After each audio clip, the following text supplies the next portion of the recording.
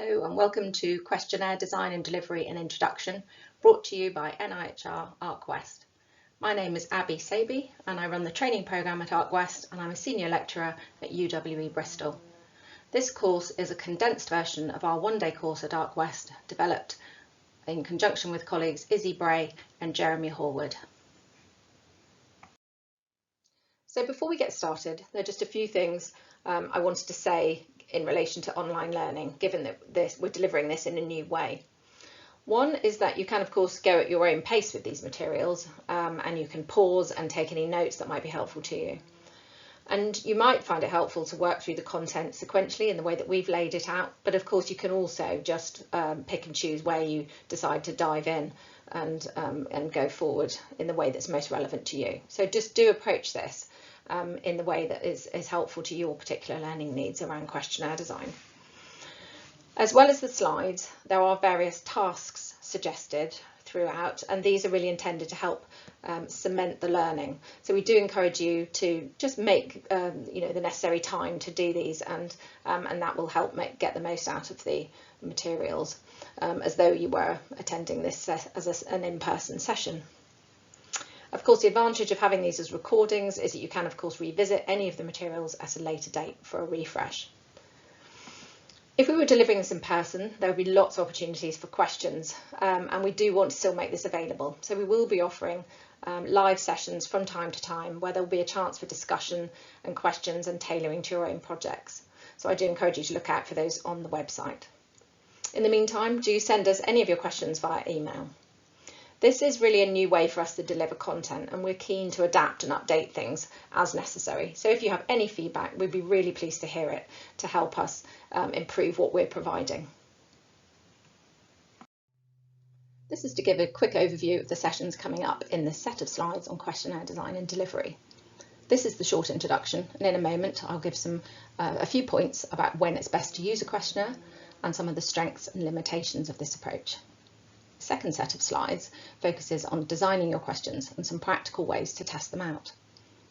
In the third set of slides, we'll give some tips for delivering your questionnaire and the all-important issue of maximising response rate. In the final set of slides, the focus is on preparing for the analysis of the data from your questionnaire. All the slides have suggested practical tasks within them, which is an opportunity to pause and think about what you've been hearing and tailor it to your needs. And just a last point before we move on, to remember that the time and resources you have available for your project will affect the scope of what you can do and ultimately shape the quality. And this applies equally to questionnaire design as it does to evaluation in general. So let's start by thinking about when it's best to use a questionnaire and just running through some important points before we start.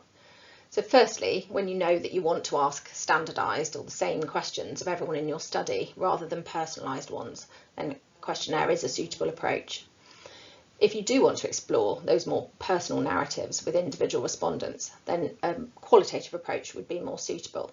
And there are online materials similar to these on our website which explain how you go about this. Questionnaire is also the right approach when you want to get information from a range of people across a wide geographical area, because they're easy to distribute and they don't usually involve your time in administering them one-to-one or face-to-face, if you like.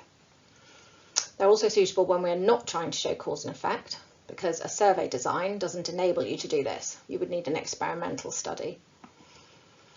And if you want to generalise from your results to a larger group or population, you can use a questionnaire to gather your data, but you should definitely seek advice about sample size before you start, and I'll touch more on sampling in session 3. It is of course necessary with a questionnaire approach that it is possible that you can actually reach your target group. In other words, you can get permission to access a database or other list to actually reach those people. And that's something to consider obviously before you start. And lastly, you will need to be sure that all of your target group are literate and are able to engage with a questionnaire.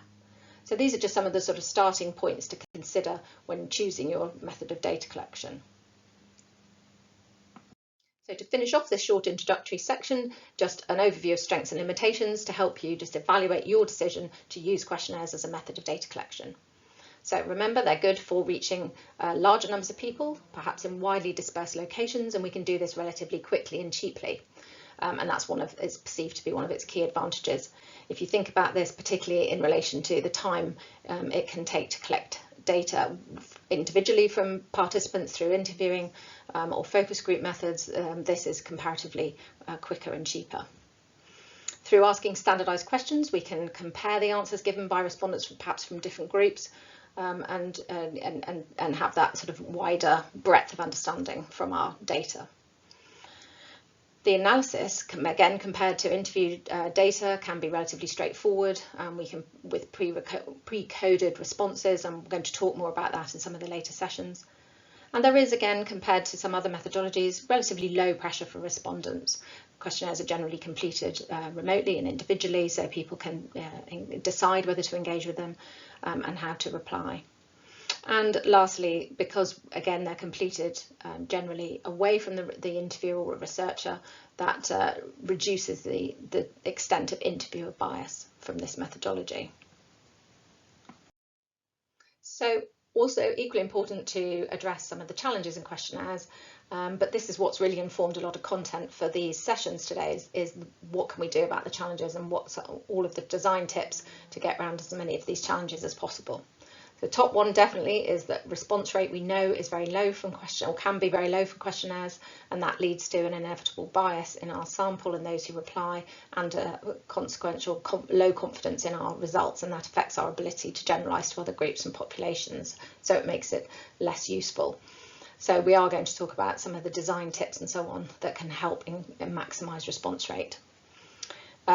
Inevitably, that it's not suitable for all the groups, and you just need to consider that in regard to your target group for your study, and what the literacy skills are, or what other sort of impairments and challenges there might be in your target group.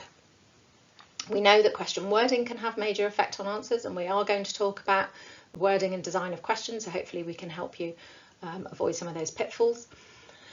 Misunderstandings, it's hard for those to be corrected when we're not administering the questionnaire in person, which mostly we're not, because that makes it much more costly.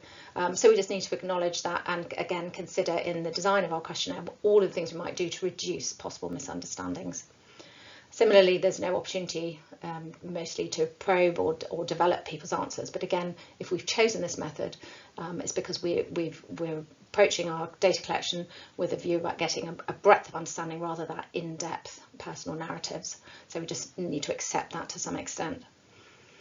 There is frustration with questionnaires. Sometimes we get them back and we discover that people have not necessarily completed all the questions, or have given incomplete answers to certain things, and there's no opportunity for us to sort of find out what that was about or what the missing data might have been. So that again is something we want to do all that we can to encourage people to complete the questionnaire. Inevitable criticism of questionnaires, mostly they are, people will challenge the fact that this is a self-report method, and we have to rely on people's honesty and accuracy in the answers that they give. A good question, can we trust what people say? People will perhaps under and over report certain things, and we again can just do some sort of design tips to encourage that, but it is a criticism levied of questionnaires that this is a self-report method, and we need to just again think about the suitability of this choice of data collection method for our purposes. And then ideally we can get around some of these issues with pre-testing, but this takes more time and potentially more resources, but we are going to talk about how to do that later on in these sessions. So to finish off these introductory slides, a warm-up activity to get you thinking in a critical way about questionnaires, because I think the best way to sharpen your questionnaire design skills is to critique existing questions or existing examples that you might come across. So as consumers these days, we're bombarded with questionnaires, and that's an opportunity for you to think about what's involved in good questionnaire design and what can be irritating as someone being asked to respond to questions. So to take this a bit further, I've put some potential survey questions alongside, and I suggest that you just have a look at which ones you would use in a survey and which ones you would leave out, and think about your reasons why. And particularly here, we're just focusing on the phrasing of questions. Of course, there's no indication of response options here, but you can think about response options too, and we're going to look at responses as part of questionnaire design in later sessions. So answers to these will be reviewed in the live session. So we'll come back to this and talk about those phrasing issues and what's really involved in good questionnaire design.